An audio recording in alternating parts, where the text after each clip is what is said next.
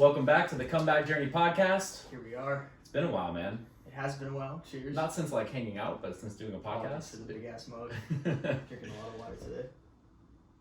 Yeah, that's pretty hefty. It's a good sized mug. I got it from Mike Hess Brewery in North Park. Mm-hmm. I can't remember when I got it, but I got it at some point in time. Ran in there and snagged it. Yeah, at some point in time, like I got the mug from there. I just can't remember when. It's been a long time, probably. But yeah, man, we're back, and holy shit, dude! I feel like there's a lot that's happened. A lot that's in both of our lives, you know. Mm-hmm. A lot that's gone on. You have made leaps and bounds with the podcast, and you're more like aligning to what you're gonna do with this whole thing, and that's fucking cool, man. It seems like you made some great progress. Yeah. I mean, shout out to Jay Griff as a aligned entrepreneur mentorship program because I'm finishing up. I might be in week seven of a 12-week program. Okay. And so a little over halfway. Yeah, and when I went into it, I had zero idea of anything. Like I didn't know what the process was going to be. Right. I didn't know why I was even going into it. Right. I just like felt like I should. And at this point now, a little over halfway, I now know pretty much exactly what I'm going to do. Mm-hmm. And it's super exciting. I've been working on it, a few hours almost every day, trying to fine tune and play with things a little bit in like the realm that I'm trying to get into and like learn more about what is required to build a sustainable business. And it's legit as fuck. I can't say it any clearer than that. The Aligned Entrepreneur Program is legit. Yeah, man. Yeah. I mean, I think that all of Jeremy's programs are super legit. Well, you just started one too, right? Yeah, I just started the Mind, Body, Soul program, and I'm in week 3. I just finished the week 3 videos today, and I was actually telling Jeremy last week when I was watching one of the videos, it's like certain times and while I'm watching these videos, I can't take my eyes or like move my body. Nothing, all of my attention is focused on the video because my mind, body, and soul, ironically, know that like what he's saying is absolute truth, you know? Mm-hmm. So all of my attention, subconscious and conscious, is on that video at that time because it's like, you need to hear this, you know? Mm-hmm. Like you signed up for this and paid for this, and like you need to get benefits and results out of this one aspect of it. But the other aspect is that like everything about me knows truth when I hear it and see it and feel it.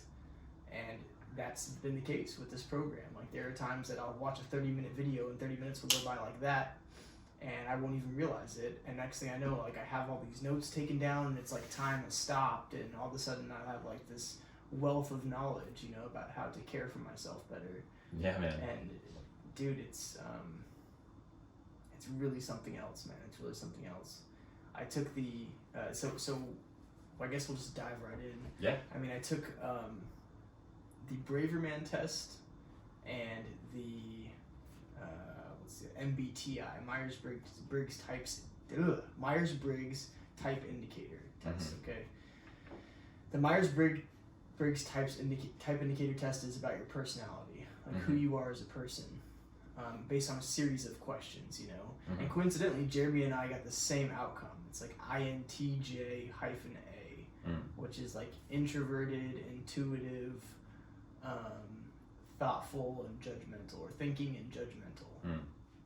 Which really surprised me because I don't see myself as a very judgmental person, but I mean, I guess I am. And I think that the reason that shocked me is because I'm very judgmental of myself. I'm like very, very harsh on myself. I'm like very self-critical to a fault, you know, like incredibly self-critical, way too hard on myself.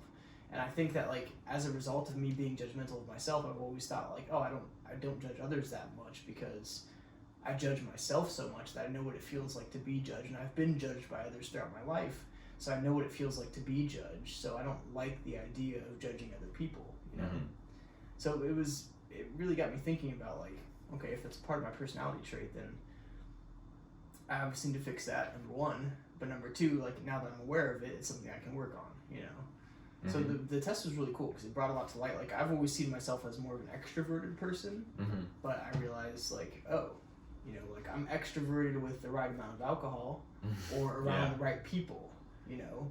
But if I'm in a group of strangers, of people I don't know that well, like I'm pretty introverted, you know. Right. Like if I'm at a party and I don't know a lot of, and that's just one of the questions in there is like, if you're at a party where you don't know a lot of people, like, will you stick with the people that you do know, or will you like branch out and meet new people? And it's like for me, I 100% stick with the people that I know. You know, like I'm not gonna fucking branch out and like try to meet new people or mingle that much. You know, so I guess it's just things like that you don't recognize because you're around your friends or people that you're comfortable with most often. You know, so like, oh, I'm extroverted. You know, around these people, but I'm not, and it's cool to know that. You know, so a big important identification here, I think, is the concept that like you cannot change or even accept anything about yourself until you're aware of it. Yes.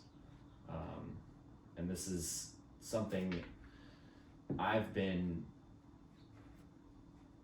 really in the throes of for the last like 3 years, like because I had suppressed so much, and then once I start noticing things or like learning things, and I'm like, oh, I didn't even know that about myself, and then that's really like the catalyst for change, you know, like starting to become aware of these different aspects of yourself.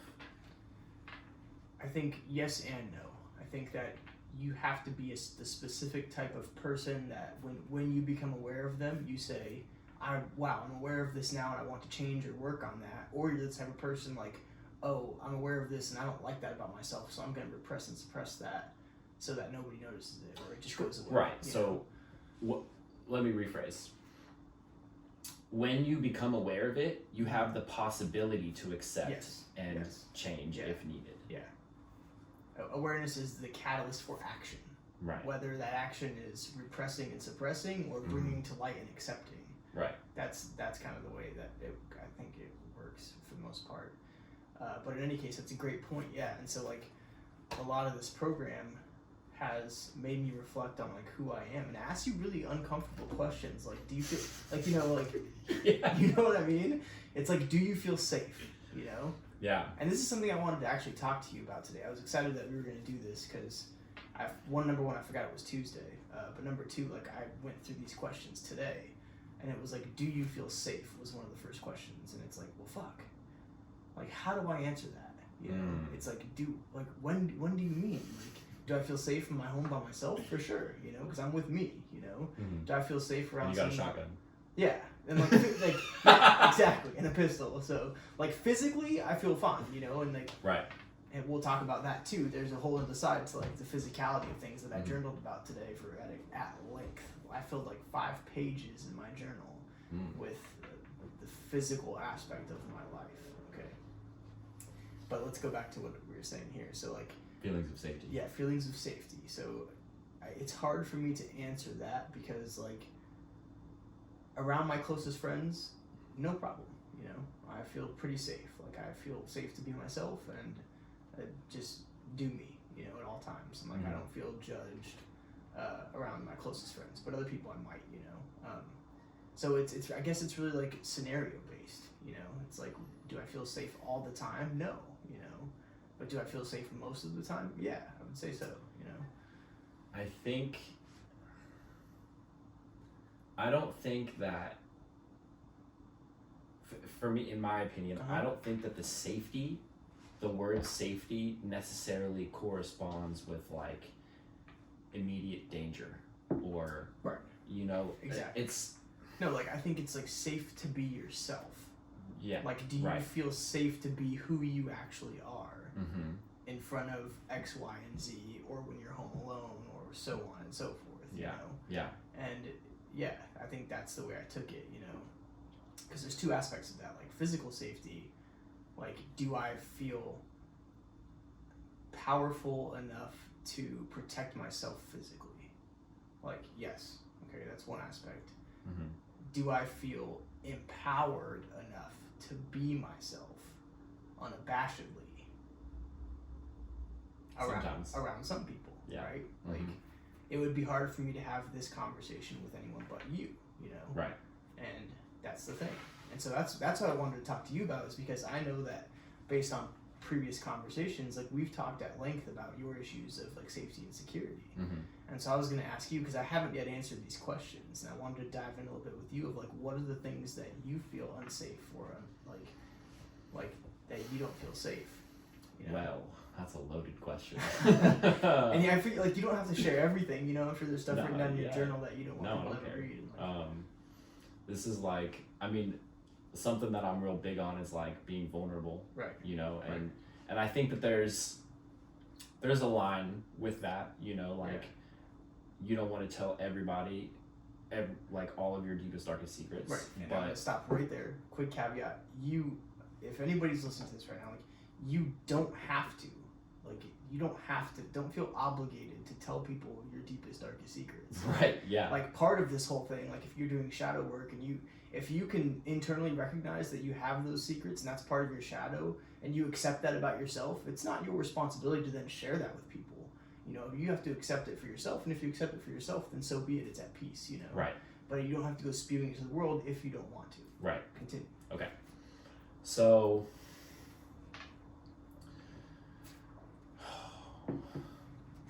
when do I feel unsafe, or why do I feel unsafe? I think a big part of that started like early childhood, and I've been trying to figure it out. It's because I don't know if I have repressed a bunch of memories from my childhood, or I did way too many drugs and my memory is fucked up. But it's got to be like one of those two things, and I don't remember a whole lot of my childhood. Right. Like, pretty much, like, I get glimpses here and there, Right. and it doesn't really start to get clear until like 7th or 8th grade, Right. which is like pretty late in life. You know, that's almost half my life that I can't recall on command with a whole lot of accuracy. But part of it for sure relates to my dad. Not that he was like abusive in any way, but this is tough, man. I don't think I've ever articulated it out loud. It's really hard, yeah. So, Yeah. you know, my dad moved out. My parents got divorced when I was like 11. And also, you know, throughout my childhood, I got bullied, and it got real heavy in like 6th, 7th, and 8th grade. But even before that, I was getting bullied like a little bit here and there. And I also didn't really fit in. Like, I was kind of the black sheep of the family before I even started getting into trouble. I think I was just different from my brothers and what my parents expected me to be, and so I didn't really feel safe at home being myself, and I didn't feel safe at school being myself. You know, and then my parents divorced, my dad left, like moved halfway across the country, and I think that added to it in some way. I don't know exactly how, but I'm sure it had something to do with it. But from a very early age, I associated like being myself with like, if you act as yourself, you're gonna get hurt. And so I didn't feel safe being myself. And that's carried pretty much, I mean, I still am like working through it, you know, and it's going to be a long process. Yeah. But currently, the areas that I don't feel safe are mainly, I think, trying to be who I am now, Right. even still like in front of some of my family. Right. Because I didn't go the traditional route, you know. Right. Both of my brothers went to college. Right. Most of my aunts and uncles, my dad didn't go to college, but like my mom, my aunts, uncles, most of them, pretty much all of them went to college, my cousins. And so, and I also, wasted, air quotes, Right. wasted a big chunk of my life just fucking around doing drugs. Right. And so for me to, instead of like popping back in and like, I'm gonna go back onto like the societal norm, Right. I again Heavy veered branch. off heavy and Yeah. started doing this alternate Mhm. trajectory, Mhm. which I'm super excited about, Right. but People within your family might view that differently. they do. Yeah. I know they do. Yeah. And so I'm not super comfortable For sure. sharing that stuff with them, like, Right. because I know that it brings up those feelings of not being safe. Like, For sure. I'm gonna get judged. Yeah. They're not gonna understand. Right. And so I Right. real good at like compartmentalizing. Boom, boom, Yes. boom. You know, Yes. and it's not that I act differently. It's just that I choose not to tell. Right. What's going sure. on For in sure. any given situation. Yep. You know. Yep. And yeah, that's an interesting point and perspective because, like, there are people that that won't judge you, like myself and probably your mom. Your mom wants these things for you, and she Yeah. actually likes the idea that you're doing this.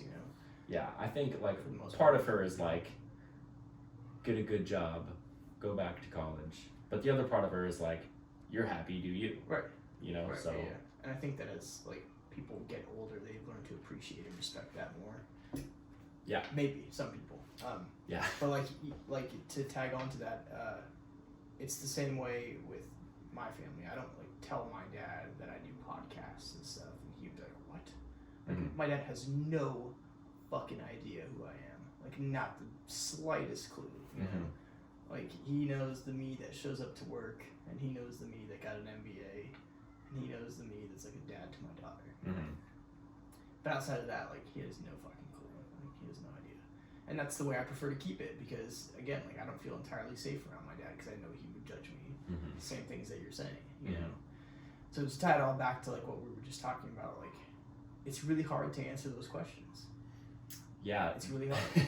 They take a lot of. Like self-reflection. It's a lot of self-reflection, and it's also a lot of like being willing to admit these faults that Mhm. you have Mm-hmm. based on other people. Yes. And it's hard to admit that Right. to yourself. Right. And Like that that's radical honesty. right. Yeah. And that's like step one Right. of really like coming into your own, right? Right. Like you have to feel safe by yourself, Right. with yourself, Right. before you can feel safe with the world. Right. And And you can only feel safe by yourself, with yourself, when you're aware of the things that make you feel unsafe. right. Right. And so you become aware, you can accept, you can resolve, Mm-hmm. and then you can dive into,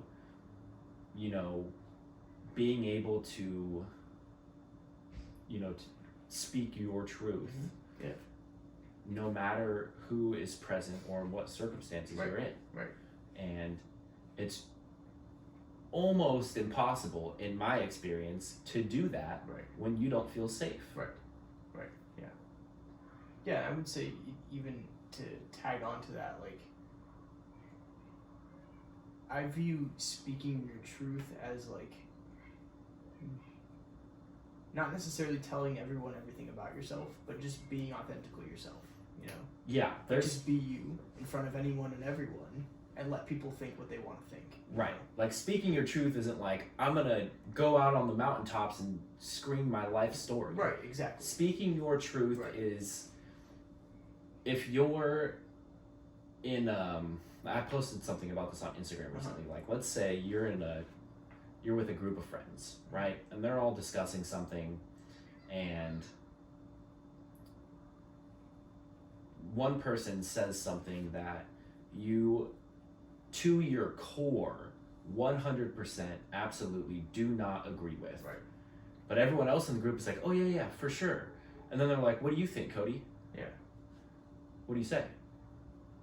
Are you going to be like, because these are your friends, right? You don't want to rock the boat. Yeah. You're just like, oh, okay, yeah, for sure, that makes sense. Yeah. But you'd be like, no. If you would have asked me that question a month ago, I would have been like, I would stay quiet and not say anything, you know, just like, oh yeah, for sure. But now, like, the me that I'm becoming now, like, I would definitely say something.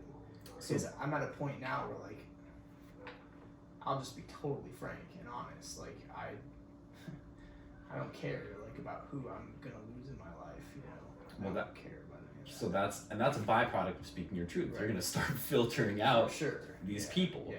But until you do that, Right. until you can do that in any situation, Right. and stick to what you hold to be true, Right. your truth. Right.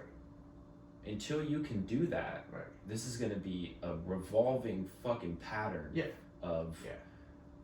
And this like builds into like self-betrayal and self-trust, because you're going against what you know and what you believe to be true about yourself. Right. Yeah. And every time you give that away, Right.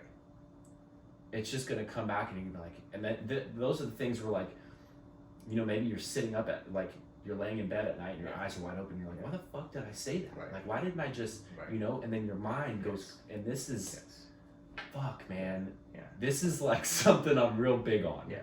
And it's not, like, I'm not perfect. Right. Nobody's perfect. You know, I'm not saying that, like, I do this every single time. Right. But I make an effort to do it. Right. If I disagree with something, or if I agree, it Right. can go either way, you know? What if, let's go back to that scenario with the friends. What if one person says something that, let's say there's 7 people sitting around talking, and one person says something, and you're like, fuck yeah. I like that, you're speaking to me right now. Right. Like, I get it, 100%, I agree. Yeah. Everyone else in the circle is like, bro, fuck you, you're an idiot. What are you talking about? Yeah. Do you stay silent, or like, you know? I mean, that's the questions are kind of like rhetorical, because it's the case by case, like how certain people would react, you know? Right. And so, but this is the thing, the underlying issue is like, are you going to stand up for what you believe in and speak your truth? Right. And you can, regardless of the judgment. And, and you can remain silent. Right. And I don't necessarily think that is, it's not inherently a bad thing. No, but it's just as much of a response as saying something is. Right. If it's not, and if it's not targeted at you, Right. the comments or the conversation is not targeted at you, it's easy to shy away from it. Right. But I was gonna say something else, I forgot. You go. Well, here you go. Like these days, I have a really hard time biting my tongue. You know, and I think Lily had a big part of my life to do with that, because like she doesn't bite her tongue at all. Like if she feels a certain way, and if somebody challenges that belief, like she will say that shit immediately. Mm-hmm. And I really, that's one of the things I really respected about her. For context, Lily is the mother of my daughter, my now ex-girlfriend. And she had absolutely no fucking care in the world. She would speak her mind to anyone and everyone, and I really respected that about her, to an extent. Because the problem is with that is that a lot of the times you're speaking opinions, you know, and so if you're in a debate about opinions, then there's a give and take there, you know. Mm-hmm. And the problem with it is that some people would share their opinions, you'd have some disagreement, some agreement, or all agreement, and then she would disagree with everyone, and she would be like, no, all of you are fucking stupid, this is what the right way to believe. Mm-hmm. And at that point, then it's kind of toxic as well, inherently toxic, because Right. like you're speaking your truth, but your truth is also, you have to realize, an opinion, and you cannot oppress others with your opinion, right? Mm-hmm. It's your truth, and you can speak it, but it becomes a different point when you speak it and when you force it down other people's throats, you know? Right. You don't want it in any way to be confrontational. Right. You want to be able to say your piece and leave it at that, as long as you feel okay. Right. And if somebody asks you about it, give a little bit of context and be like, this is why I believe what I believe, and like and know why you believe it, you know. If it's like, and then if someone brings up a point that challenges that belief, you should be just as willing and receptive to understanding that challenge too. Like, oh, that's a good perspective, like I could see it that way, right? Or it's like, I respect your opinion, but I'm going to stick to my opinion, you know? So that's kind of ties into my man Jordan Peterson. Right. Assume everyone that you speak to knows something that you may not know. Exactly.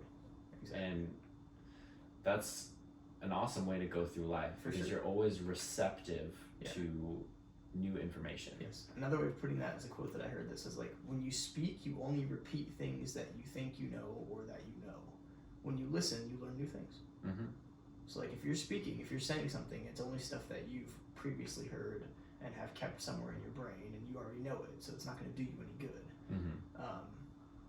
But if you listen, you'll hear other opinions and other perspectives and other insight that could change that opinion, or it could solidify the opinion even further, you know? The important thing is to listen. There was, what was this guy's name? Nelson Mandela, I think. Nelson Mandela. I'm pretty sure this story is from him, but he was asked, like, where did you become like such a good leader, you know, where people respect you and they follow you, but you're not like using force or you're leading with love, right? And he said that he went to like these meetings, these like council or tribal meetings with his dad, and they would all sit in a circle, these, you know, leaders of whatever, wherever they were at, you know, and his dad would sit and listen to everyone else before he said a word. And because if you go in, let's say you go into like a board meeting at some corporation, and you walk in there and you're like, all right guys, this is how it is, blah blah blah, like, how are you possibly going to learn something new? You're going in there automatically, mind closed, this is how it is, rather than going in and being like, maybe there's a different way, or does anybody at the table bring some value or ideas that might change my mind? If I'm going in with the mindset that this is a fixed response, this is how we need to respond no matter what, then you're losing out on the possible opportunities and potential of the other 15 or so people in the room that have good ideas or might have good ideas, you know? There's, who was it recently? I saw this guy with an ad on Instagram, and he interviewed Steven Tyler, lead singer of Aerosmith, and he said that Steven Tyler said that Aerosmith would have sessions where they would come together and they would have a session called Dare to Suck, and everyone would bring 2 or 3 ideas they'd been sitting on and they thought like were stupid and they wouldn't fucking, you know, like it would go nowhere, so they just never brought it up to the group about a song they could make, you know. And so like he's like, we had this meeting, we get together and we called it Dare to Suck, and we would expose like these dumb ideas that people had, and he's like 8 times out of 10 they were fucking stupid ideas and we all agreed they were stupid. He's like, but those 2 times out of 10 you end up with Dude Looks Like a Lady, you know, or other things like that, like you know, the things that came out of it, the songs, some of their best hit songs came out of those sessions, and it's like, there you go, you know, you come in there and put your flaws in the forefront and you fucking expose yourself, and it's like that, number one, that's a huge catalyst for like vulnerability and being your authentic and true self. Number 2, like no one can hurt you if you already know your flaws and vulnerabilities. That's like the judgments and opinions don't matter. If you come into the room and say, this is me, this is who I am, this is my authentic self, and I already know this about myself, what are you going to say about me? Well, that's the story of 8 Mile. Exactly. Right? Exactly. Like Eminem gets on the stage in the last epic movie. I've seen that movie probably like 75 times. Dude, it's so good. I love Eminem. Yeah, when you put your flaws in the forefront, they can't attack you. Right, like where's your ammo, What's bro? Left, right. What's left, you know? You got, And that's the thing. And anyway, to tie this whole thing back to like the Mind Body Soul program and like the immense amount of change it's brought to my life, like in such a short period of time. In a very, very short period. The first day I had this like eye-opening thought of like, because I was going in my mind about all these crazy thoughts, you know, like let's take it a few ways here. So I'm dopamine dominant. My Braver Man test says I'm dopamine dominant. So like I am very much a thrill seeker and risk taker, and like I watch a lot of pornography and things like that. Like I'm attached to like vivid things and like the thrill of life and like near death experiences, shit like that, like gets me going, you know. Like I love stuff like that. And I'm severely dopamine dominant where it's not healthy, you know. Which means that like when I experience things, like I need more and more of an extreme to like keep that up, you know. Like for example, skydiving. Like I've been skydiving 3 times, and it's like, okay, 3 times. Yeah.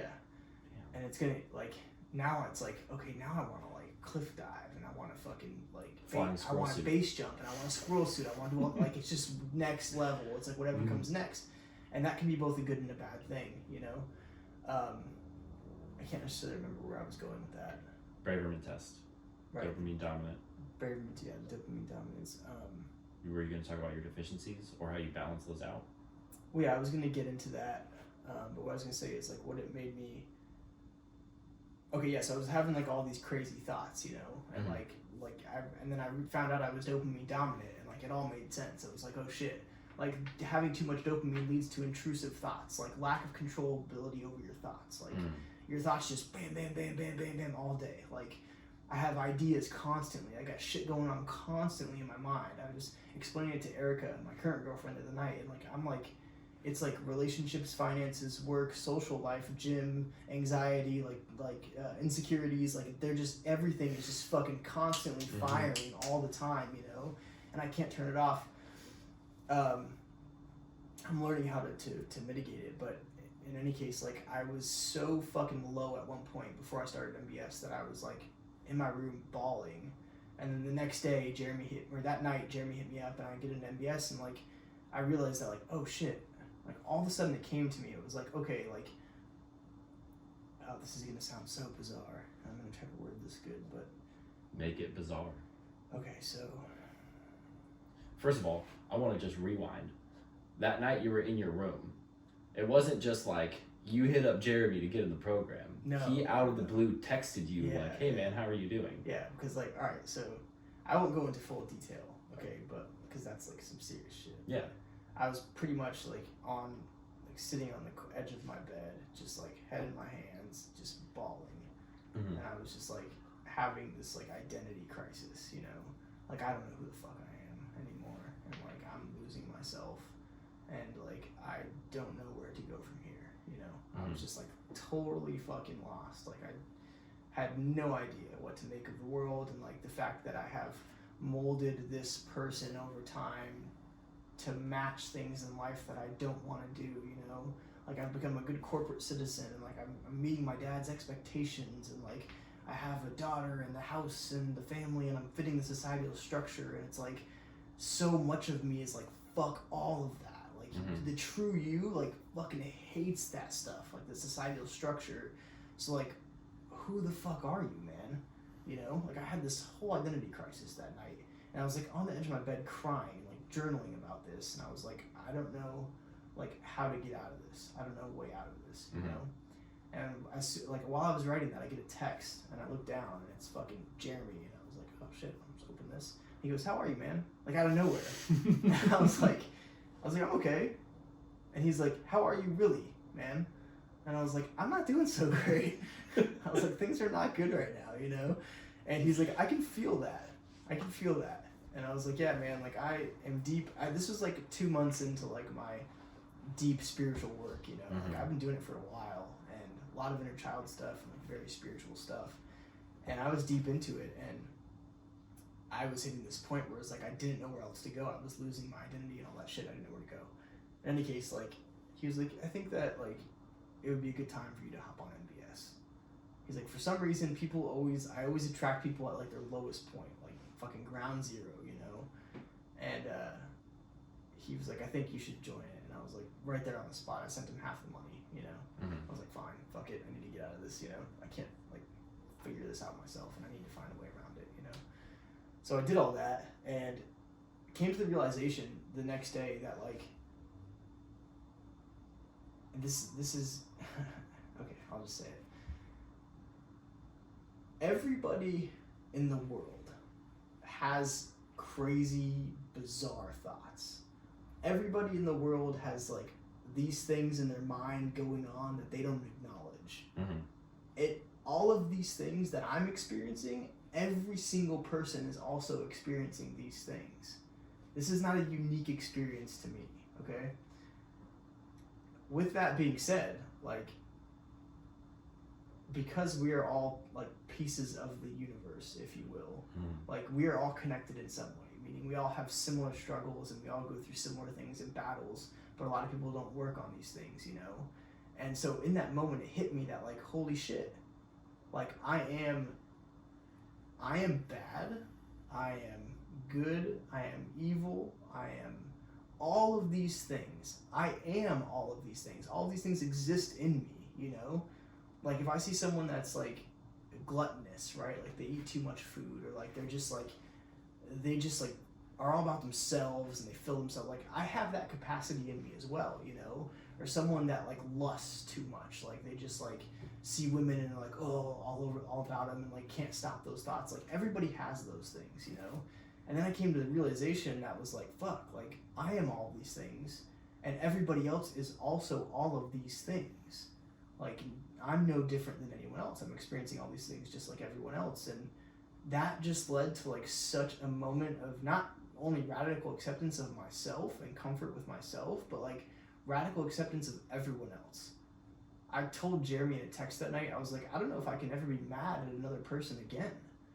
Because like I'm experiencing this right now and I'm doing the work, and all these people out there that have all these problems, they have no idea that like where these problems are coming from or what's going on. People can't stop eating or can't stop fucking drinking or doing drugs, whatever it might be. Like there is a lot going on up there that they need to sort out and figure out, you know, but they're not doing it. And I'm the one doing it myself, and there's other people that I know that do it, but like it gave me such a radical sense of acceptance for myself and humanity, like at scale, you know, where it was like, I'm not even Kody, you know, that's a name that somebody gave me at birth, but what does that mean, you know? Like I have to accept the first fact that like I was given this name at birth and I've attached ideas to this name, but that's not me, you know? Like I'm not this name and the things that carry it. Like I am all of these fucking things. I am literally the universe, you know? And this is gonna start to sound crazy as fuck, like Jim Carrey-esque, you know? But and I wrote that in my fucking journal. I was like, this is exactly how Jim Carrey must feel. Like the end of the journaling night, that night, I wrote that. I was like, this is exactly how Jim Carrey must feel. Because I was able to detach. Like, the identity I've created versus my being, you know, like who I am as a person. And I did that through just like radical self-honesty and awareness of myself and of the entire fucking world, you know? And it came to this head, and that's when I wrote that Instagram post that night where it was like, okay, like I am everything. Yeah. Everything that I hate about other people, that's also me. Everything that I judge about other people, that's also me. Everything in other people that I see that I'm like, oh, that's weird, that's also me. You know? All of that shit. And like when you realize that like you are all of those things too, it's like, oh fuck, at first it's scary. At first it's like, oh god, like what do I do with that information? And then you're like, okay, like there's nothing I can do with that. It's just it is who it just is. It just is. And I accept it, and now I'm okay. I accept that I'm all these things. I accept that like all of these things about me are true, and that's okay. Period. And now I feel safe. Now I can come home to me. Now I can be me, you know? And now I can live my life unabashedly without the fear of judgment or opinion because I'm okay with me and I've accepted me. And I've also, in turn, as a result of accepting me, I've also accepted everyone else, you know? And now it's so hard. It's so hard for me to, like, get angry and to, like, be judgmental of people, you know? Like, the other day I was driving and, like, someone cut me off and I was like, oh, you mother... And I was like, oh. Like, dude, that guy's got a lot going on, you know? Like, he doesn't even know what he has going on. He's got a lot going on. You know what I mean? And it's like, yeah. I just came to this point of, like, fuck, man, like... It's torturous for me. It's like tormenting me because I'm aware, you know, but not a lot of people are aware. And so they take out all their anger and rage and like whatever it might be on other people. They dump their shit on other people, you know, not knowing that like they create those scenarios. goes through their fucking perspective and through like who they are as a person, who they think they are as a person, you know? Anyway, that was a super long rant, but like, god damn, man, that's the realization I came to, was like, I am me and I am all, and everyone else is also me, you know? I want to ask you something. Yeah. When you're saying, like, first of all, I'm super excited for you, because, like, like, I haven't had, like, that kind of, like, realization, but, like, I somewhat understand, like, I have no firsthand experience with that, right. what you just explained, but I can understand it. Right. My question is, you're saying that, like, you can never, well, like, let's not, like, never say never, but, like, you're saying, like, you can never be mad at another person again because you get it, right? Like, you understand that, like, everyone has all this shit going on, and the large majority of people have no idea what to do about it, right? But right. At what point, this is, I guess, extremely hypothetical, and I'm not even sure if there is an answer for it, but, like, at what point do you get to a point where you're like, okay, like, I've had enough of this person, get them away from me? Okay, so I think that's a really good question, for sure. Like, that's a good question, and I'm not going to sit here and say that, like, I'll never be mad or sick of another person ever again. I think that the difference here is understanding that person as opposed to accepting that person, right? Like, if you make me angry, number one, I have to realize that, like, okay, why am I angry at you? Okay, you did something that made me angry. Mm-hmm. Number one, why did that make me angry? I have to ask myself that question. Why did that make me angry? And two, like, what can I do about that anger? Like, how can I respond to that anger? You know, in a healthy manner. And then and that takes you deeper. Like, why did it make me angry? Then you self-assess. Like, why am I angry about that?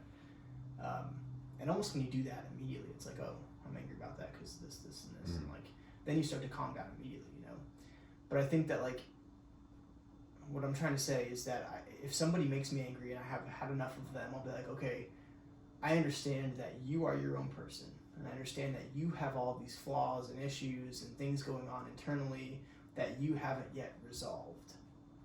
I understand all of that, and I forgive you for all of that, and I accept you for all of that, and it's okay to be you and do that. The problem is that your problems, the things that you haven't yet dealt with, are now becoming my problems. They're now entering my atmosphere of peace and my atmosphere of self-realization and my atmosphere of unity, and they're penetrating that with an aura that's uncomfortable for me. And so if my only option is to physically remove your energy and your aura from the scenario, then that's the option I need to take. Well said. Does that make sense? Yeah. Yeah. So it it's makes a like, lot of sense. yeah. But, and however you go, now the thing here is, like, you have to go about doing that in certain ways, you know. And I obviously am not perfect, you know, and like, nobody is. And so and this is a prime example. Like, I went through all of this stuff, and then I got to Ralph's the other day with Jeremy, okay? This lady walks in, this older lady, she walks in, she looks around, bam, she sees me and Jeremy. She's like, they don't have masks on. And I see her see me and Jeremy. And I know she's coming up to us. I can fucking feel it. I can sense it. And she, like, changes the direction of her cart, pushes it right towards us, because she goes, you don't have masks on! And she has a mask on herself, right? And Jeremy and I don't say anything. And then she gets closer, and the whole irony, she pulls her mask off, and she goes, you don't have masks on, where are your masks? And I was just like, oh my God. Because I'm not the kind of person, like, I'm really trying, you know. This is all realization to me, and it's all continued work, but I've never been the kind of person to, like, keep my mouth shut, you know. And so, like, I've always felt free to speak up, you know.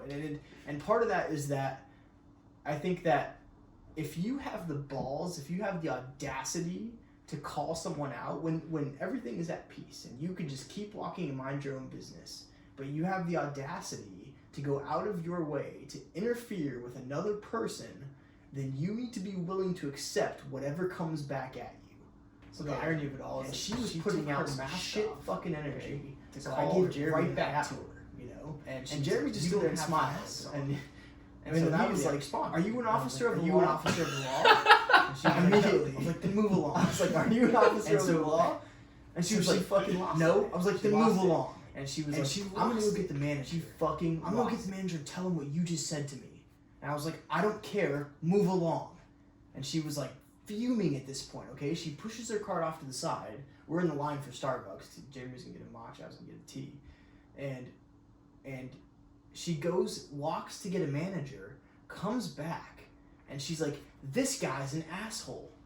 This guy said this to me, and like he's not wearing a mask, and he's putting the public in danger," and like just starts spewing her hatred for herself on me. You know, like all of her dissatisfaction in life was coming out in that moment. I was the result of all that dissatisfaction at that moment. Okay, it was very apparent to me that everything that she hated in her life was taken out on me. Okay, I was the source of that anger at that time. So the manager goes, "Okay, and what do you want me to do about this?" And she's like, "Well, make him wear a mask." And she's like, "I can't make him do anything." And so he didn't do shit. And she fucking walked away.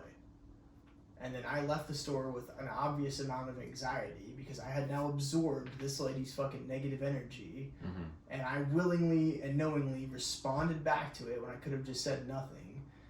But that's a very hard chain for me to break. Like, I have a really hard time shutting my mouth, you know?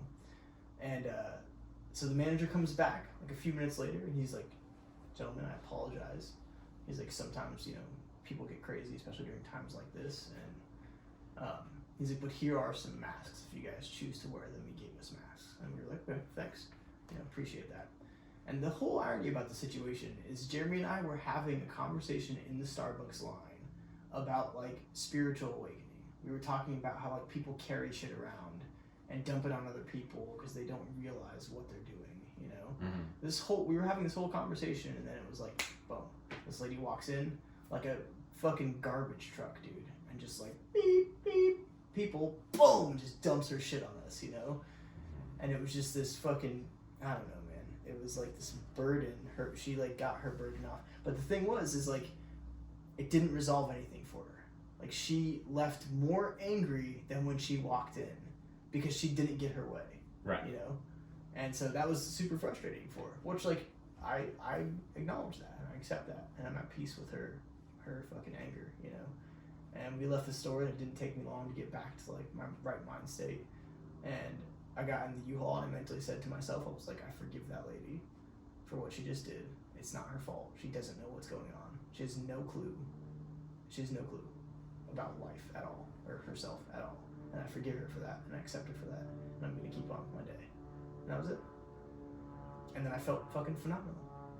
All as a result of this fucking realization I had that like, a part of me is that lady too. You know? A part of me is that lady too. Like, the thing that I hated about her is that she had the audacity to go up and say something to someone, and I hated that about her. But I also have that within me. Mm-hmm. I hate that about her because I know that I can do that too. Right. You know? And that's the thing, man. This is where life gets crazy, is you start to realize, like, oh fuck, I am that. You know? Like, I don't know, man.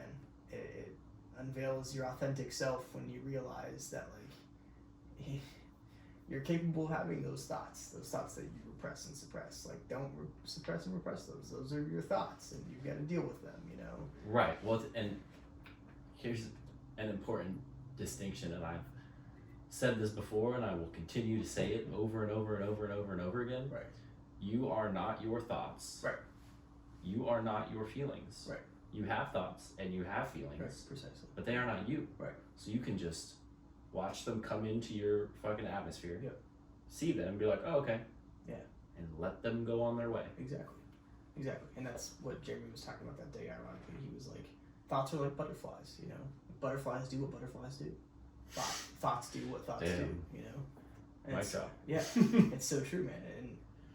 And so, anyway, as a result of that day, like, I have this totally different outlook and perspective on life and on people and even on myself. You know, I'm so much easier on myself now, and I'm not as critical on myself. And I realize that, like you just said, like, I'd have all these thoughts, but I realize that, like, my thoughts aren't me, you know, and my feelings aren't me, and that I have these things, and it's my choice whether I want to, you know, as my psychiatrist said, play in the traffic or not, you know. And what he means by that, okay, so that night that I was having a really hard time, you know, it was so bad that it was 7 o'clock at night, and I went online to look at, like, psychiatrists. I remember you told me. That were, like, available that night, you know. And I found a lady, she's a very sweet girl, and we talked for, like, 30 minutes, had a consultation for, like, 30 minutes, you know. And I was telling her these things, and she was like, okay. She's like, try to view she's like, have you ever seen, like, a freeway from, like, a different perspective, like, not being on the freeway, but have you ever seen, like, cars passing on a freeway? I was like, yeah. She's like, okay, picture yourself, like, sitting on the side of a hill and watching those cars go by. I was like, okay. She's like, okay, now lay down on that hill. And I was like, okay. She's like, now look at the cars. I was like, okay. She's like, okay, every one of those cars, all of those cars, how fast they're moving and they're coming and going, and you can't keep track of them and they're just there. She's like, yeah. I was like, yeah. And she's like, do you want to go play in that traffic? And I was like, no. And she's like, okay, so those cars are your thoughts, right? She's like, don't run out and try to stop them. Don't run out and chase after them and hold on to one of them and go for a ride. Just watch them. Just watch them go by. Don't play in the traffic. Damn. And I was like, oh, fuck. You know, it gives me really goosebumps good. just to say that, you know. And she was like, so? She's like, every time you start to have a crazy thought or a wild thought or a thought that, like, scares you or whatever, she's like, just lay on the side of the hill and watch it go by. And she's like, and if you start to, like, run out into the traffic and play in the traffic, she's like, just take a step back and take another step back until you can find yourself on the side of the hill again. And I was like, fuck, man. Like, that hit me deep, you know? Whew! Because it was like, I was playing in traffic way too much. I was like, no, don't have that thought. No, fuck, I had that thought, you know? And then it was like, oh, there's a good thought. I'm gonna fucking get that thought, you know? Like, no, dude, like, you will feel certain ways throughout your life, and that will come and it will go, and, like, this is all the ebb and flow of life, and the best thing that you can do is be an observer, you know? You don't have to fucking be the confidant. You don't have to be in the mix of it, trying to figure it out, and thinking, and being, like, all over it, you know? It's just like, you're just the observer. You're just the observer. And then that ties into everything that I learned, is that, like, oh, here's some fucking... Okay, and I know this has been said before, but this is where I'm at right now, you know? And what I mean right now, I mean in this conversation, okay? This does not happen all the time, but, like, this is where I'm at right now, and where I try to remain throughout my day. I am not a person experiencing the world or the universe, okay? That's not what this is. I am the universe having a human experience. Interesting. Okay? I am not this person sitting here in front of you, experiencing you sitting across from me. We are both pieces of the universe who just so happen to land in a human body and have this experience. Okay. I know how woo that sounds. No. Okay, as you were saying that, I shit you not. Like, my vision blurred, and all I could see was your eyes. It's like the only thing I saw, and I was just like, trapped. Yeah. Like, that's truth. That's truth. You just recognize truth. That's the universe. That's you, because you are the universe, telling you that what I'm saying is authentic and it's true. I had never in my entire life thought about life in that way as you just explained it. Yeah. And then I'm shook, bro. I'm getting goosebumps just telling you, but this is where I'm at. This is where I'm trying to remain. It's like, once you understand that, and I don't mean just know that, like you get, oh yeah, I know that. No. Like, once you understand, okay, and if you want me to break it down on a little bit of a deeper level for some people, I'll try to do that as best as I can to the best of my understanding and knowledge, okay? You and I, and everything that we interact with is made up of atomic particles. Everything, okay? Mm-hmm. The stars, every piece of matter and energy is made up of atomic particles, which themselves are matter and energy, okay? With that being said, an atomic particle is 0.001% matter, which is contained in the nucleus. The outside of it is 99.9999% energy, okay? So you are essentially made up of 99.999% energy, okay? And that energy came from somewhere, right? It was created somewhere. Because we already know from science that energy, well, not created, energy cannot be created or destroyed. It just is a field, and it moves and it transforms and it's all that shit, right? Like, it never dies. It just transforms and shifts into new paradigms and things, okay? So knowing now that, like, you are just energy, like, what actually are you? Like, if you're 99.99% energy and 1% matter, being your physical body is the 1% of matter, and the rest of you is energy, okay, then, like, what makes you and I different? Because I'm also 99.99% energy and 0.001% matter. That came from the universe, okay? Well, I guess the only thing that separates us is our perception. And our perspective. Right, I was going to say, like, our unique perspective based on the human experience that the universe has chosen for us. Right? Like, you are living a different human... You're a piece of the universe just like me, but you are living a different human experience than I'm living. Mm-hmm. Okay? Now tell me that if you look at people that way, like, how could you not accept everybody? You know? Like, they are experiencing their own human experience in a completely separate way than you are, but you guys are made of the same exact thing. You guys are literally just fucking balls of energy dancing. You know? That's it. That's it, man. And, like, when you break life down to that level of simplicity, dude, when you break it down to that level of simplicity, like, do you know how peaceful that is? That, like, none of the fucking judgments or opinions or, like, the fact that you and I are here present in this room matters at all. Like, none of that fucking matters. None of it. The only thing that actually matters is that what you do with this duration of human experience. Like, how you make other people feel with this duration of human experience. That's the only thing that matters. Interesting. And so, like, do you want to be that ball of energy that fucking dissipates, and that ball of negative energy that once your physical human body dies, you transform into something else? That if you've carried negativity with you your whole life and pessimism with you your whole life, once you die, you're just a ball of negative energy now. So where does that negative energy go? You're gonna be replaced with another negative thing. Or if you're a positive, radiant being, and you've carried around positive energy your whole life and you're positively charged, you know, you're a proton or a neutron. They're both electrons, pieces of energy, but you're a proton or a neutron. You're positive or negative. Like, what happens? What happens when you die? Where does that energy go? Is it used for good or is it used for bad? And do you get to make that decision? That's my, okay, and this is, I'm going to sound crazy as fuck right now. It's okay, okay? That's my idea of heaven and hell, okay? Like, if you're a negative person and when you die, if you have carried negative energy your whole life and that energy leaves your body in a negative state, that's hell. Now that negative energy is going to be put into something else negative. It's going to carry its negative energy until it holds a body that can change its negative energy into something positive. And then your positive energy is heaven, right? Like, if that energy you left is positive, then that's heaven. You know, it's peace, it's eternal bliss. And so now when they say, like, truly hell is a state of mind and heaven is a state of mind, well, then think about that. Like, what does that mean to you? Damn, bro.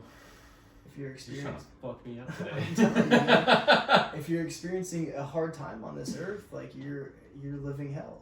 You know, you're living in a hell as a result of your lack of understanding of yourself and other beings. Mm-hmm. Okay? So, I don't think this is an entirely foreign concept, right? Because, like, Maybe Heaven not is to a you. mind state. I've been a couple times. Yeah. Right? That J. Cole. For sure. But there are people that understand that, you know. That's what I'm saying. Yeah. Right? That's why it's not an entirely foreign Not concept. entirely. Right? But So for the most part. now, there is no way to know if that is actually how it is. What if there is a God? What if? Oh, for sure. Right? What if? Right. But the important part is to act as though you believe that is truth. Yes. Yes. In any, like, whatever you believe. Mm-hmm. Like, maybe you believe in Greek gods or Jesus, Right. or whatever. Right. Doesn't matter. Right.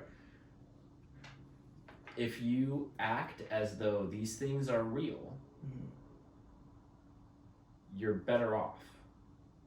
Assuming that your belief system is Assuming that your belief system is inherently positive, and right. like, if you're, that's a good point. Like, if you worship Satan, maybe you're not better off. Well, no, and then you likely carry negative energy everywhere with you, and Right. So and you hate everyone that's- else, and like I never thought about that, like proton and neutron. positive and negative energy, man.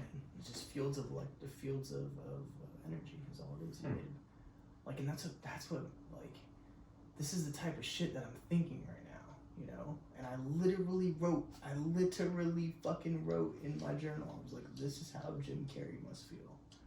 Because he fucking realizes it. He understands that on a different level. He knows that he's not Jim Carrey. He knows that he's having this experience.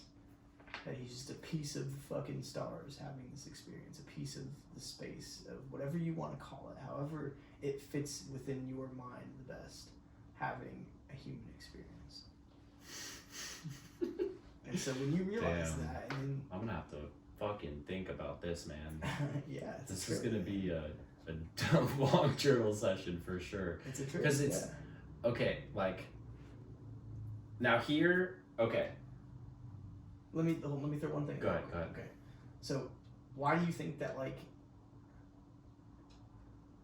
the chakras and like the vibrational frequency things work so well? Because energy, different types of energy, vibrates at different frequencies. And if you're made of 99.99% energy, okay, then like different energies are gonna vibrate, right? Like at different frequencies, and that goes for everything. Like, okay, how can I say this best? Like, think about when, like, you turn on a bass speaker, okay, right? Like you turn the bass up in a speaker, and like the things around it. Let's say like I turn the bass on this speaker, okay. If I turn that bass up high enough, this table will begin to vibrate, right? So the frequency of that speaker has penetrated the energetic field of this table, causing it to vibrate. Now, that's just a way to look at it, right? Okay. Go ahead and say what you were going to say. What if the speaker was floating? Because the vibration could be traveling through whatever structure, right? Okay. What if the speaker was floating in the air? Do you think it would still vibrate the table? Okay, so then let me ask you. Okay, then let's do this. So, well, that's a good question. I would say like the best way that I can relate that is if you have ever stood next to a car that has really loud bass on it, and you're standing outside of the car, you can feel it vibrate you. True, but it's also connected to the ground, right? Right. Here, so this is now. So, I'm not disputing. No, like, for sure, I for sure. agree. It's but just this is my whole concept behind that was like that's just a way to think of it, right? Yeah. Like energy vibrates at a certain frequency. Energy vibrates and it travels. And it travels. Doesn't matter where it's traveling through. Right. Yeah. But it moves. It moves. Yeah. And other things can absorb it. Right. These vibrational frequencies. Right. This is like this one. This is like a couple weeks ago, and I had like a couple nights of like super intense journaling and meditation, and I had on this and another bracelet. I was wearing them, like laying in my bed, listening to, I don't remember the specific sound or YouTube video, whatever I was listening to, and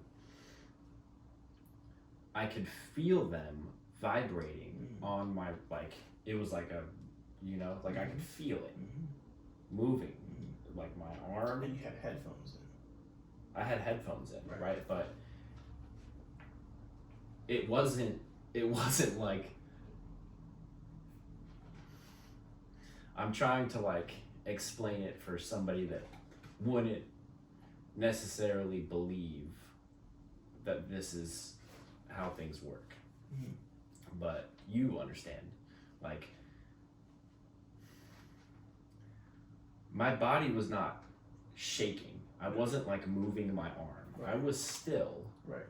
but I was vibrating. My body was vibrating Right. at the frequency of the sounds that I was listening to. Right. And the bracelets were also vibrating to that frequency. Yeah. And I could feel it while I was laying still with my eyes closed in the dark. I could feel it. And I was like, holy shit. That was the first time I'd ever experienced it. This was just a few weeks ago. Yeah. And I was like, bro, this is real. Like, I didn't believe in chakras at all until after I joined the Level Up Collective. We had a call, and a big portion of this call, or I don't remember how much of the call, but a significant part of the call was centered around chakras. And I was like, interesting. I never really believed in this shit, but I'm gonna try it out. And I went out and like bought some fucking woo-woo shit at like a spiritual shop with sold like stones and whatnot, you know? Right. And I wore them just because I figured, like, what's it gonna hurt? Yeah. You know? Yeah. And then I started believing it more and more. Like, little by little, I was like, okay, maybe there's something to this. And then I had this experience just a few weeks ago. Right. And I was like, fuck, they're real. Yeah. Like, this is real. Yeah. This is what's going on. Yeah. And when you have that first experience, it becomes very apparent, you know? Yeah. The same thing for me. Like, when I was doing my inner child journaling, and then I stopped, meditating, and I stopped, and I felt like a pulsating in the back of my head. Yeah. And I was made aware that, like, that was a lot of the problems in my root chakra coming to my crown chakra. It was my level of awareness of them rising. And it was literally channeling through my body and coming to the crown chakra to make my, like, subconscious aware that I was trying to change these things. And the fucking top of my head was pulsating like a motherfucker. Like, you know what I mean? It's hard to... People that will listen to this and think, like, oh, that's ridiculous. It's like...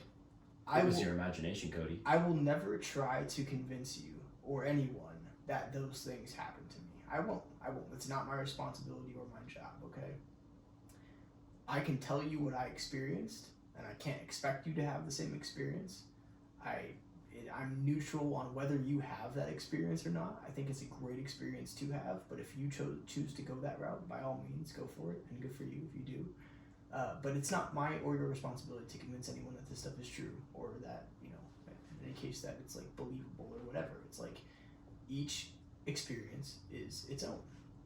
Each experience is unique to the individual. So, and this is like big fucking circle tying back to earlier. Right. Right? This is just us speaking our truth. Yeah. We are not trying to convince anybody. Right. Right. Or be confrontational or be like, believe this. Right. Because I believe it, so you have to believe it. Right. No. Which, like, most religions do. Right. Or religious people, I should say.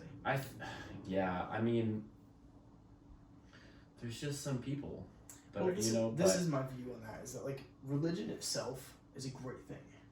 It's a really, really, really good and powerful thing because it gives you some seriously beneficial moral and ethical guidelines to abide by while you are here experiencing this life.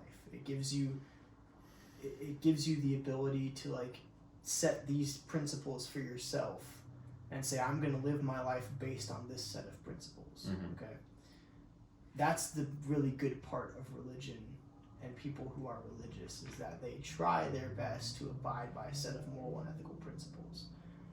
The problem is that they then take the stories of that book for reality, and they think that anybody who doesn't live by the same set of beliefs and morals and values and principles as them is not good, is bad. which is wrong. And that's the problem with religion, is then those people take that and begin to force it down the throats of others and are like, well, if you don't believe this way, then you're going to hell. And it's like, okay, but my perspective is that your negative energy is your hell. Okay? So are we at peace with the understanding that I have a different belief system than you do?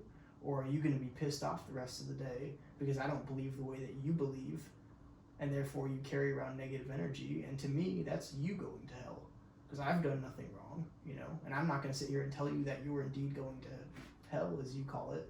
But what I will tell you is that if that is your mindset, and if you walk around thinking everyone that doesn't believe the things that you believe are true, then you are in a living hell.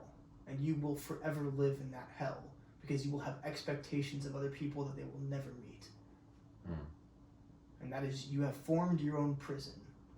You have successfully formed and isolated yourself within your own prison by refusing to accept that people are different, that people have unique experiences, and that people believe different things. And if you want to live in that prison, then by all means shackle yourself up, but stay the fuck away from me. You know what I mean? Yeah, I do. So I've never, I was raised in the Catholic church, went to Catholic school and all that.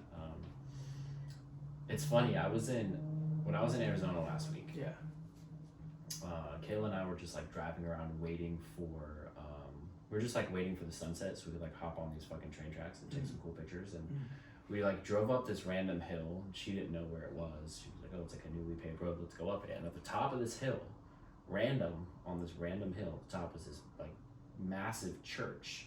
But the church was like overlooking the city, and it was dope as fuck, like super cool view, you know? Like a modern church. Yeah, it was a Catholic church, just like... It wasn't like an old rundown building or anything. No, it was like pretty recently built. From like a newly paved road going up there, like I'm assuming it was, looked relatively modern. Right. And as I'm driving back down the hill, we were out there for like 15 minutes, and there's this prayer called the Our Father in the Catholic Church. Who thou art in heaven or whatever. Right. Forever be my sound. Yeah. I'm driving down the hill, and for some reason that popped into my head. Right. And I'm like trying to say it trying to recite it in my head, you know. And I got like the first couple lines, and then fucking nothing. And I was like, how do I not remember that? Right. Because I said it probably every single day. Right. For years, you know. I've probably recited that 10,000 times in my life, you know. And I told Kim, I was like, I can't believe I can't remember this. And she was like, did you ever actually mean it when you said it? I was like, damn. That's probably why you don't remember it, you know. That's exactly why I don't remember it. Yeah. Because it holds no value to me. Right. Like, I said it because I had to say it. And here we go. Yeah. I said it because I had to say it. Right. Because of the school that I was in. Right. And because if I didn't say it, you wouldn't have been accepted. I wouldn't have been accepted. Right. People would judge me. Right. I did not feel safe. Oh Christ, man. That's just the funny way to say it. But on the opposite of that, I was forced to remember John 3:16. You know, the Bible verse, John 3:16. Which is?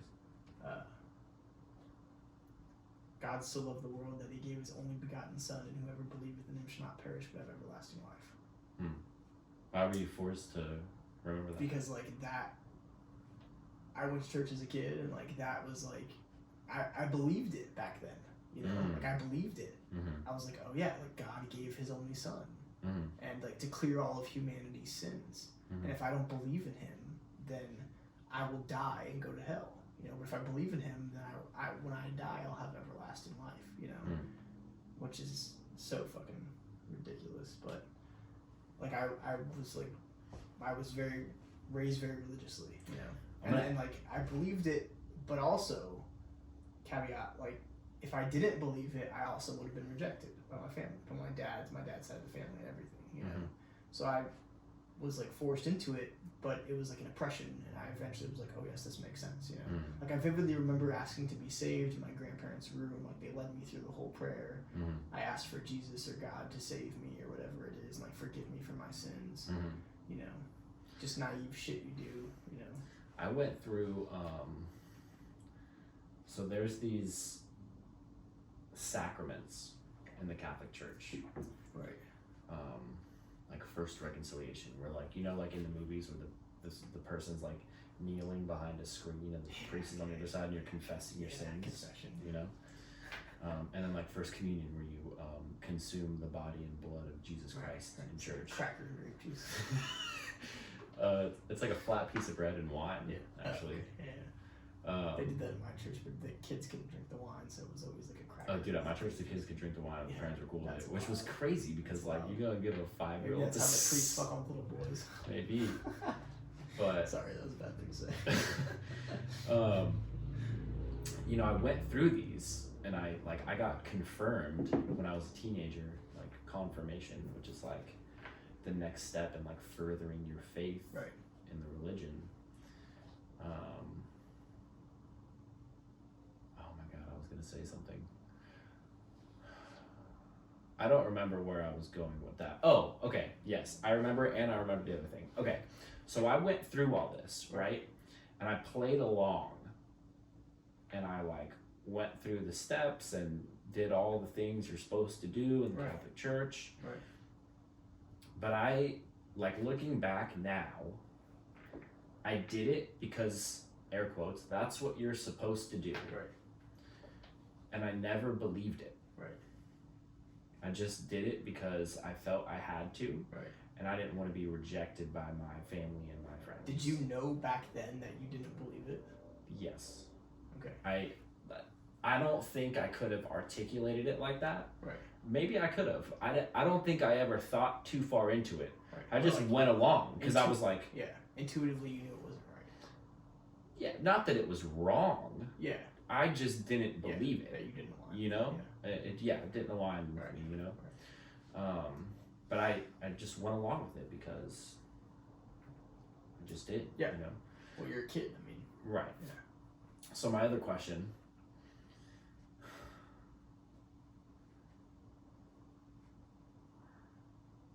You have a tattoo on your back. Yeah. On your shoulder. Yeah. Psalms 23:4. Mm-hmm. Which is very ironic in itself, but that's what I was gonna ask. For a lot of reasons. Go ahead, ask your question. Well, you got that like right when you turned 18, right? Yeah. When you got that tattoo, did you still like fully believe in God and Jesus? I'm trying to think back then. I definitely wasn't.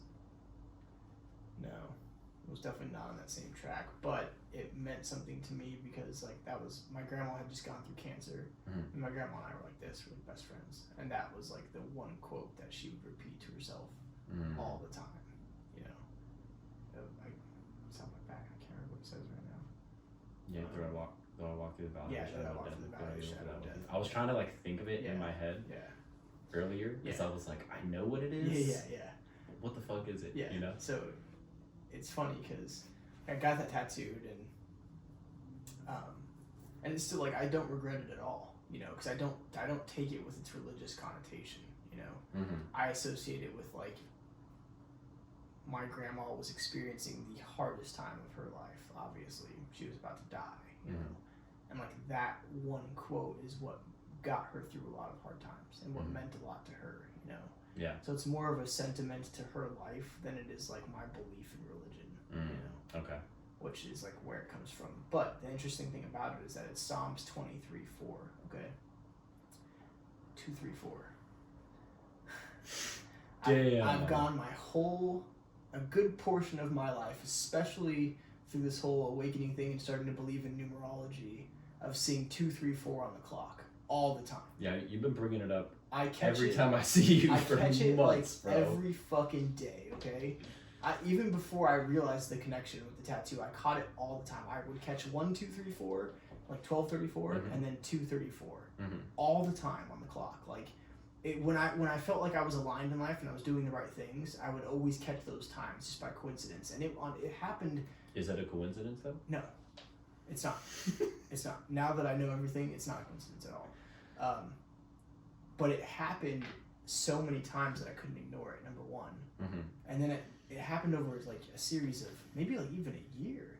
And then one day, I don't remember what I was doing. I was like taking a shower. I got out of the shower and I was drying. And I looked at the tattoo in the mirror on my back, and I was like, "Oh, that's right, I have a tattoo back there." Like I forget about it sometimes. Yeah, I forget about mine too. Yeah, and I was like, "Oh, it's Psalms 23:4." I was like, "Oh, fuck, 2, 3, 4." Like holy shit, you know. And it's crazy that like just recently you started learning about this stuff, right? Right. And you got that tattoo 10 years ago. 10 years ago.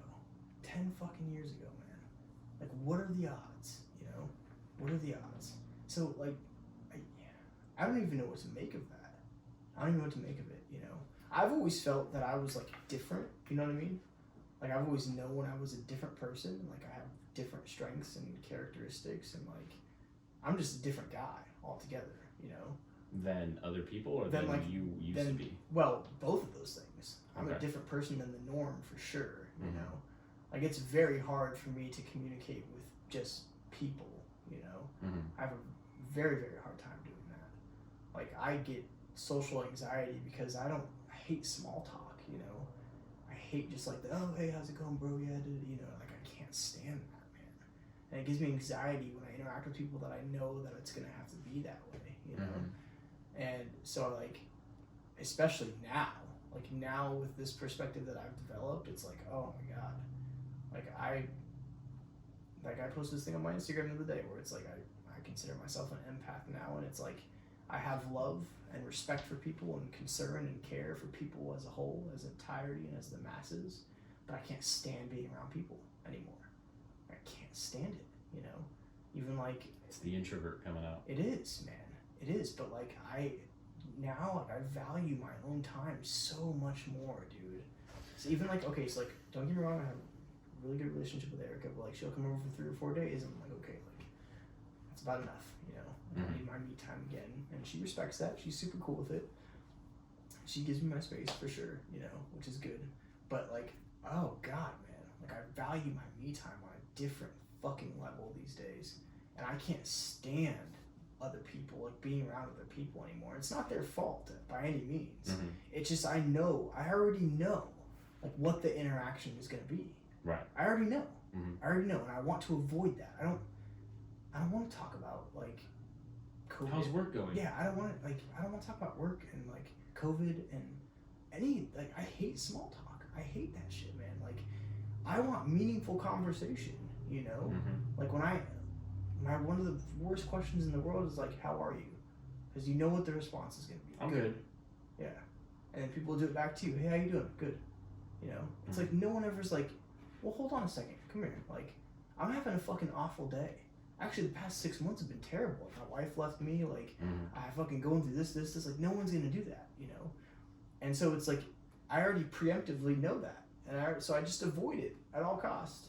Like I just avoid it. I just don't like, even some of like my people I consider to be really good friends, like I just don't want to hang out with them because it's just gonna be so surface level, you know.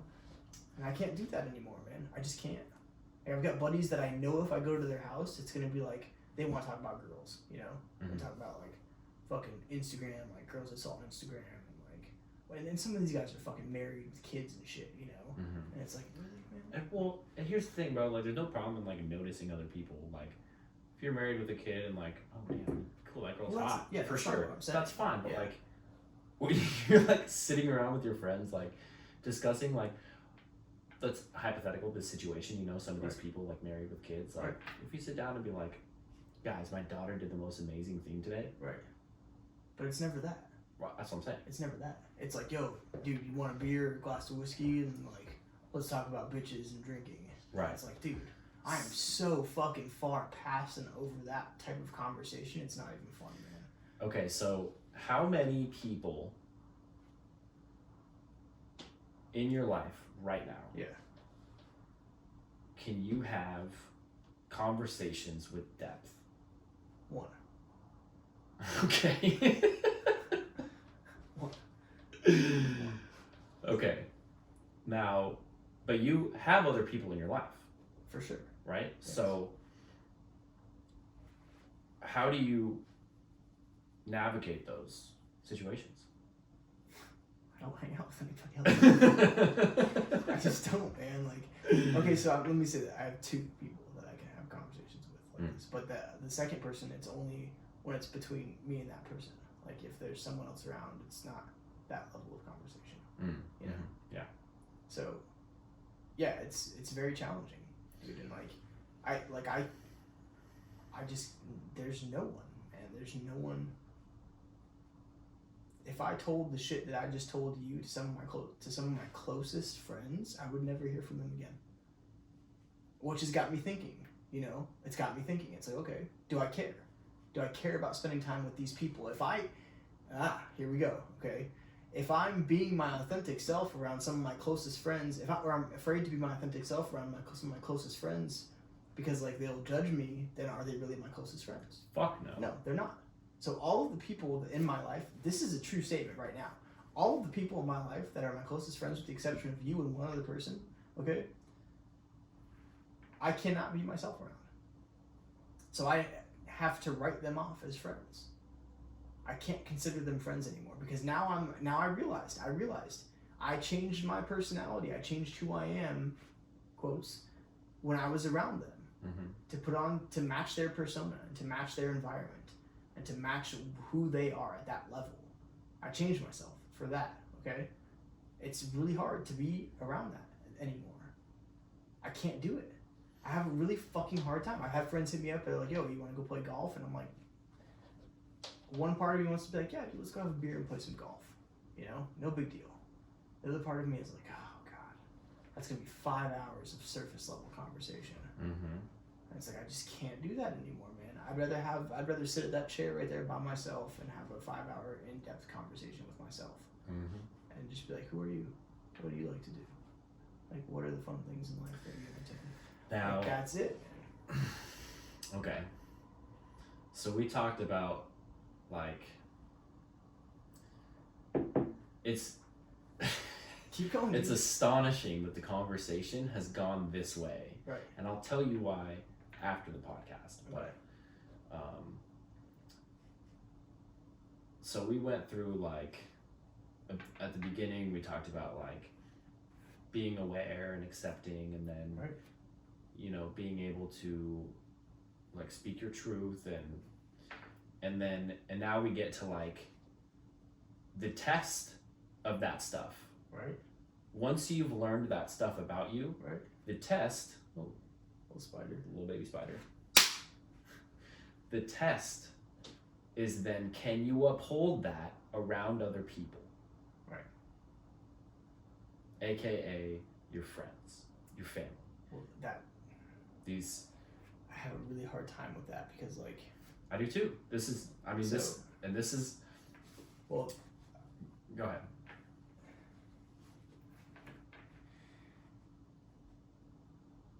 This is a weird dichotomy of an answer, but the real answer is no.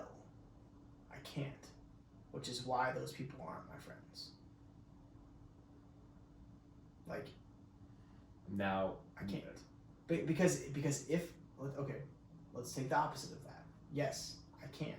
I can talk and behave this way around that person, with the caveat that they will judge me and they will have opinions about me and they will think differently of me. Okay? The same end result. They're not my friend. Okay, but here's the thing. Here's the distinction. Yeah. You could either, and I'm talking about, like, this group of people, right. your friends, quote unquote friends, like, right. close friends, right? Do you never hang out with them again? And this is, like, these are extremes, right? Like, do you never hang out with them again? And you just, like, slowly distance yourself and ghost and get them the fuck away? Or do you hang out with them, present yourself, your authentic self, see their reaction, and then you're like, okay, I was right. I don't need them. I'm like, cool. But I guess the point I'm trying to make is like what path do you take? Yes, but also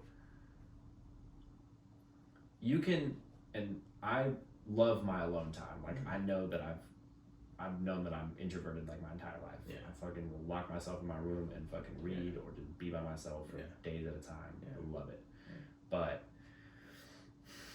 at some point, it's too much. No. I mean, yeah, there's got to be a balance, but like at some point, you're going to have to put this to the test and present your authentic self to people that you are not comfortable with. Yeah. Like that day will come. It's gonna happen eventually, right? So for sure. This is like an important step, right? Is like, in my experience, is building upon the intro of this podcast with awareness, acceptance, working through these issues, speaking your truth to yourself, being able to do that for yourself, and being honest with yourself. And then once you are secure, fully secure, and you know what you're about, and you don't feel the need to justify or explain anything that you do, because you know you, and it doesn't matter what anybody else thinks. And then, or maybe while you're going through that, right, then you get in a situation where you're gonna have to present that version of yourself. I misspoke. It's not a version of yourself. You're gonna have to present your authentic self. Right. And that's the fucking test right there. Yeah. Because do you, when you get uncomfortable, shy back into this old you, or do you continue to move forward when confronted with this adversity, this internal struggle? Right. And I think that the way I'll answer that is like the way I've been doing it so far. Is I'll just go along. I'll just have a beer and chat about bullshit. Like that's just what I'll do. Yeah. Because like I also don't. It's not that I like I enjoy spending time with other people too. And I don't expect everyone to think the way that I think. And I'm okay with a short period of time just like chilling and just like talking about whatever it might be, just like sitting with one of my buddies and just having a conversation about bullshit, Like I'm okay with that for a short period of time. It's not enough to impact me so badly that like I repel it entirely,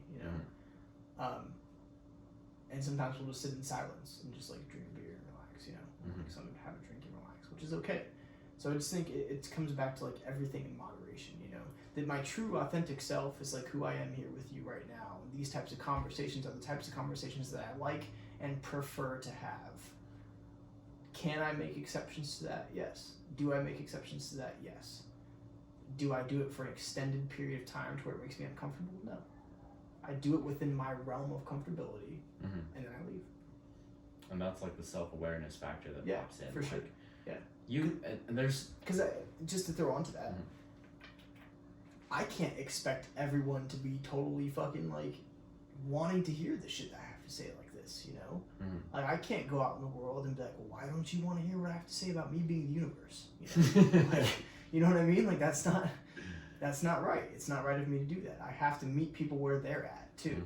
If I have any hope of like having somewhat of a bond with people, then I have to at some level like keep it simple. I have to at some level like meet them where they are, because it would be ridiculous of me to go over to my buddy's house and be like, let me tell you about how you're made of atomic particles, and for him to just sit there and like want to listen to that, I can't expect that. It's the same thing with like shoving religion down people's throats, So if my buddy comes over and we have a glass of whiskey and just shoot the shit for an hour or two, then so be it, you know?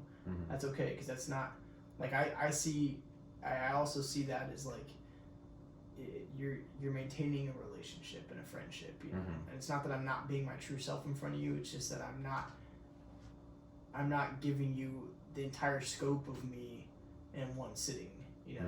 I'm not fucking, like, just giving you, like, I'll be honest and real with my perspectives and my opinions, like, all those things I'll be honest and real with, but I'm not going to dive super deep into all things that I believe, you know? Like, my belief systems don't need to be touched on as long as I can be me.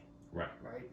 So that's the fine line I walk. And then when it gets to the point, like, I forgot who it was, but the other day, I can't remember what it was. One of my buddies, we were talking on the phone, and he was like, he was talking about, like, some girl, and he has a wife and a kid, and he was talking about some girl, and I was like, dude, never mind that. Like, how's the wife? Like, how's the kid? You know, I just cut him off. I was like, how are things going? I was like, never mind that. He's like, yeah, dude, like, this golfer's wife, like, check her out on Instagram. I was like, dude, like, never mind that. Like, how are you? You know, how's the kid? How's the wife? And, like, and just, like, I start doing shit like that more often. You know, it's like I don't have any interest in talking about shit like that, so my authentic self will shut that down.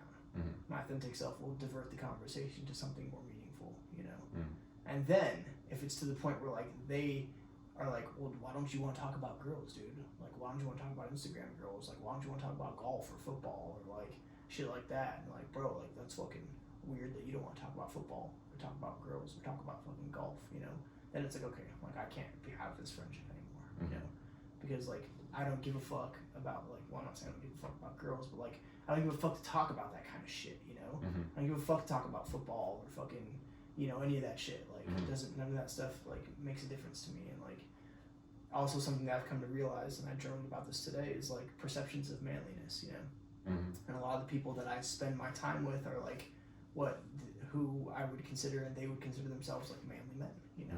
People that are into sports and into, like, fucking, you know, like, drinking beers and all that kind of shit, you know? Like, toxically masculine people, you know? And that's also a problem for me. So I have to learn a way now to mitigate that and to shut that side of them down and talk to them on a deeper level or about something that is more meaningful than, like, just pretending to be this fucking, like, macho man, you know? And I told one of my buddies that, like, 6 months ago, you know?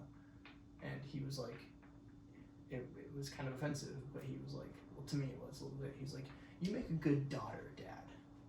I was like, what do you mean by that? He's like, well, you know, like, you're a little quirkier and weird, like, a little more, like, out there. Like, you make a good daughter, Dad. And I was like, no. I was like, I make a good dad because I'm an authentic person, you know? Because whoever my child is, I will teach them that they, too, can be authentic themselves, you know? I'm not gonna fucking have a son and then push into him that he needs to be good in sports and he needs to like whiskey and to like cigars and to fuck all the women he meets, because that's toxic masculinity, you know? And that's just as big of a problem as it is, as anything else, you know? And so, like, I had that conversation with him, and I was like, no, dude, that doesn't, this is who I authentically am. Whether I have a daughter or a son, this is who I would be, you know? And I would hope that they would carry those characteristic traits as well to be who they wanted to be authentically, you know?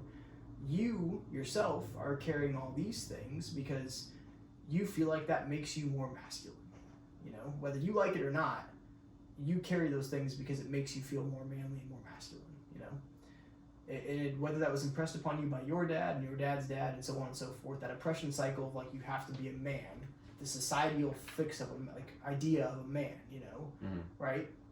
So, to take that back, like, that's the conversation that I had with him. It was like, no, dude, I'm just me, you know? And, like, me is a little bit weird, and me is a little bit quirky, and me is a little bit fucking feminine sometimes, and me is a little bit all these things, you know? But I'm just me. Like, and I acknowledge and accept me for who I am. And that would make a good parent, no matter which way you put it, you know? Because I'm not limiting my child. I would never judge my child or make my child like I was, you know? I was told, like, oh, you have to be good at baseball. Like, what do you mean you don't like sports, you know? And that pushed me away from that shit, you know what I mean?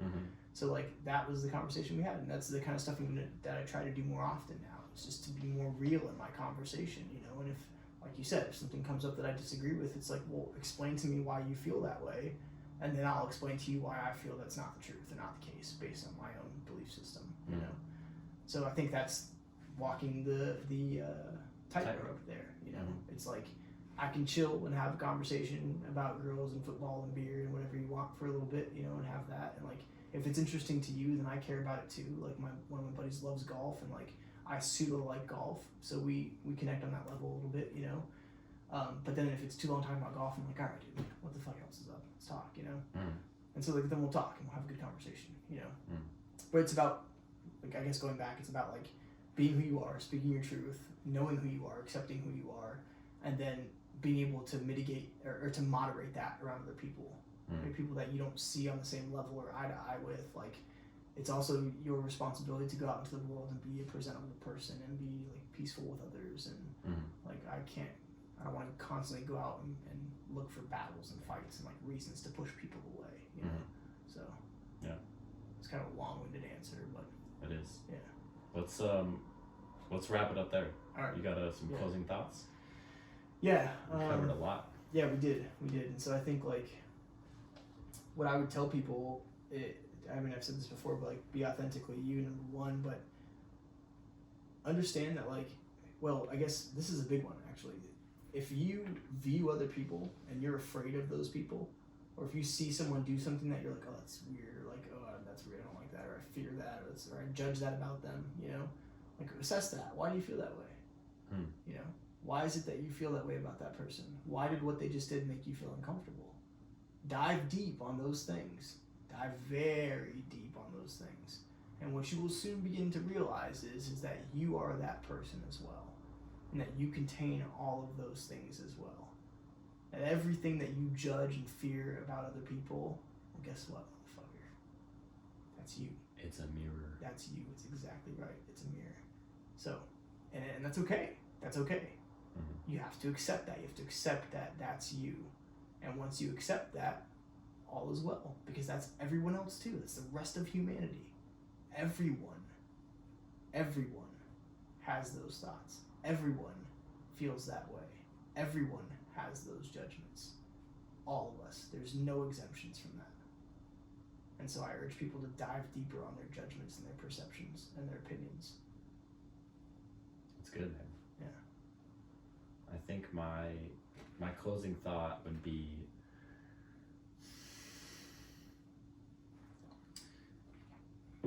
I think like making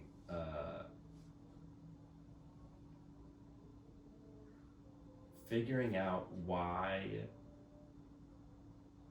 you feel unsafe, what is making you feel unsafe within yourself, and really trying to work through that so that you can get to a point where you feel comfortable being yourself without like constantly worrying about what other people are gonna think or you know, downplaying yourself or your thoughts or your beliefs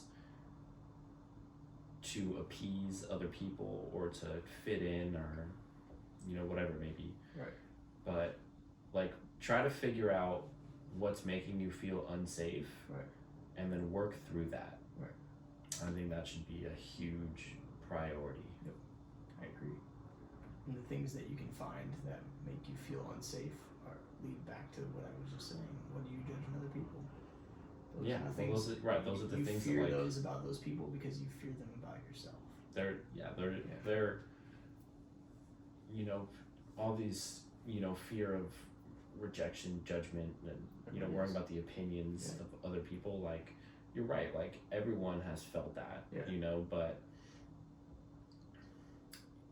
at some point you can't just go around like, oh, everyone feels this way, so like I'm just gonna feel that way too. It's like you don't have to feel that way. No. You can resolve right, the issues that are causing you to feel that way. Right, exactly.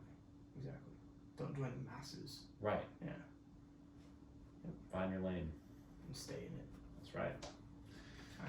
All right, my friends. That was a deep one. That was awesome. that was a deep one, man. We went deep there. So, woo, man. This is good stuff. Yeah, man. I think it was good, and I feel like I spoke my truth 100% of the time.